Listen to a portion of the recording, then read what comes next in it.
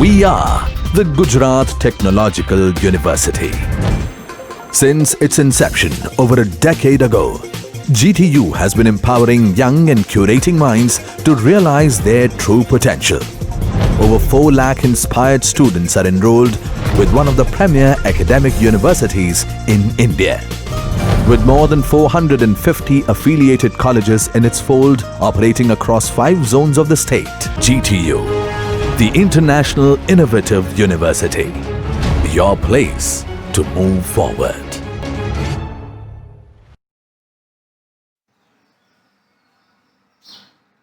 Subject Mechanical Drafting, Subject Code 3321901, Chapter number 3, Projections and a Section of Solid. Topic Section of Solid. Okay, a problem. Okay, a square pyramid 25 mm. Square pyramid છે એટલે કે એની બધી size કેવી આવશે, side કેવી આવશે, same, અને એ છે 25 mm and its height is 60 mm. એની હાઇટ જે કેટલી છે 60 mm. It's a rest on HP, HP ઉપર રેસ્ટ થાય છે on its base in such a way that it's a base side makes an angle 45. એની જે સાઇડ જે છે એ સ્ક્વેર પિરામિડની જેટલી પણ સાઇડ આવશે એ કેટલો એંગલ બનાવશે 45 degree with the VP. Okay, a cutting plane perpendicular to the VP. Cutting જે પ્લેન છે એ પરપેન્ડિક્યુલર હશે VP સાથના એન્ડ ઇન્ક્લાઇન 30 ડિગ્રી. એ કેવું હશે કટિંગ પ્લેન 30 ડિગ્રી હશે તો HP સાથના હશે passing through the mid point. A mid point માટે pass થશે. Okay, mid point of the axis. Okay, draw the sectional front view through shape of a section. એટલે કે આપણે સેક્શનલ ફ્રન્ટ વ્યૂ ડ્રો કરવાનો છે અને true shape of the section draw કરવાનો. Okay, પહેલાં પહેલું અહીંયા આપણે સ્ક્વેર પિરામિડ ડ્રો કરવાનો છે. હવે સ્ક્વેર પિરામિડ ડ્રો કરશું એ સ્ક્વેર પિરામિડની જે સાઈડ જે છે એ સાઈડ આવશે બધી 25 mm. ઓકે, હવે આપણને કીધું છે તેમ કે ભાઈ એ જે સ્ક્વેર પિરામિડ જે છે એ સ્ક્વેર પિરામિડની બધી સાઈડનો એંગલ કેટલો હોવો જોઈએ 45 ડિગ્રી. બધી સાઈડનો એ એંગલ હોવો જોઈએ. એ બધી 45 ડિગ્રી એંગલ ડ્રો કરશું ત્યાર પછી એ બધાનું નામ આપશું 1 2 3 and 4. હવે એ જે સ્ક્વેર પિરામિડ ડ્રો કર્યો છે એ સ્ક્વેર પિરામિડના બધા જ પ્રોજેક્શન કાં લઈ જવાના છે ઉપર.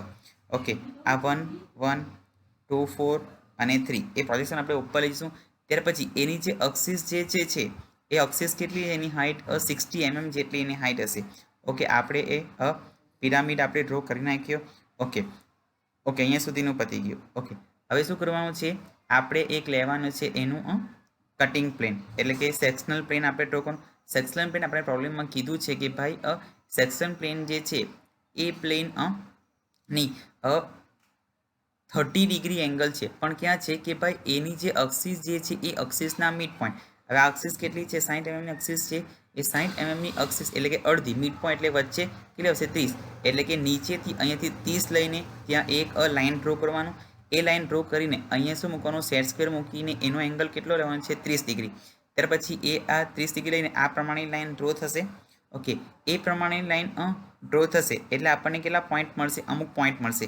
જેમ કે ફર્સ્ટ ઓફ ઓલ આવ્યો આ પોઈન્ટ જેને આપણે નામ આપી દઈએ. પહેલાં એક પોઈન્ટ મળશે, બીજો પોઈન્ટ મળશે, ત્રીજો પોઈન્ટ મળશે. ઓકે, એ જેટલા પોઈન્ટ મળશે એ બધા પોઈન્ટને ક્યાં લઈ જવાના છે નીચેની સાઈડ ઉપર. એટલે આ C પોઈન્ટ છે એને આ પ્રોજેક્શન નીચે લઈ જઈશું. ત્યાર પછી આ B અને Dના પ્રોજેક્શન નીચે લઈ જઈશું. ત્યાર પછી આ Aના પ્રોજેક્શન બધાના પ્રોજેક્શન નીચે લઈ જઈશું.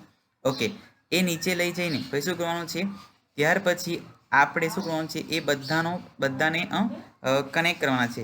જેમ કે A to B, B to C, C to D અને A to D એ બધાને કનેક્ટ કરી નાખશું એટલે ત્યાં પણ એક કેવો મળશે એનો એક સેક્શનલ ફ્રન્ટ વ્યૂ આપણને મળશે. એ સેક્શનલ જે આપણને સ્ક્વેર મળ્યો છે ત્યાં આપણે સેક્શન લાઈન બધી ડ્રો કરી દઈશું એટલે કે આપણને સેક્શનલ ફ્રન્ટ વ્યૂ મળશે. ઓકે, હવે શું કરવાનું કે આ તમારું જે પ્લેન 30 ડિગ્રીનું જે પ્લેન છે એની ઉપર એક્ઝેક્ટ પરપેન્ડિક્યુલર એક જગ્યા ઉપર આપણે શું ડ્રો કરશું એક લાઇન ડ્રો કરશું. જે પ્રમાણે અહીંયા એક લાઇન ડ્રો કરેલી છે. હવે આ જે પણ પ્રોજેક્શન ઉપર ખેંચીશું એ પ્રોજેક્શન આપણે એક્ઝેક્ટ 90 ડિગ્રીના ઉપર આપણે પ્રોજેક્શન ખેંચીશું. બધા 90 ડિગ્રી ઉપર પ્રોજેક્શન આપણે બધા ખેંચ્યા છે. હવે શું કરવાનું છે ડિસ્ટન્સ ફાઇન્ડ આઉટ કરવાનું. ડિસ્ટન્સ ક્યાંથી લેવાનું છે કે ભાઈ પહેલું ડિસ્ટન્સ તો કે ભાઈ અહીંયાથી અહીંયા વર્તુળની અણી મૂકી અહીંયા પેન્સિલની અણી મૂકી આટલું ડિસ્ટન્સ લઈને આપણે શું કરવાનું છે અહીંયાથી એક ચાપ મારવાનો છે એટલે આપણે કયો પોઈન્ટ મળશે C પોઈન્ટ.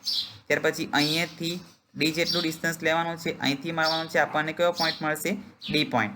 અહીંથી આટલું પોઈન્ટ મારશું એટલે આપણને મળશે બી પોઈન્ટ. ત્યાર પછી અહીંયાથી આટલું ડિસ્ટન્સ લઈશું એટલે એ પોઈન્ટ મળશે. એટલે પ્રમાણે એ બી સી ડી 4 પોઈન્ટ મળશે. 4 પોઈન્ટને આપણે કનેક્ટ કરીશું. કનેક્ટ કરીને પછી શું કરવાનું, એના પર સેક્શન ડ્રો કરશું એટલે આપણને શું મળશે, true shape of the section. Okay, આ જે ABCD પોઈન્ટ છે અહીંયા જે મળ્યો છે એમાં કેવો મળશે, સેક્શનલ ફ્રન્ટ વ્યૂ મળશે.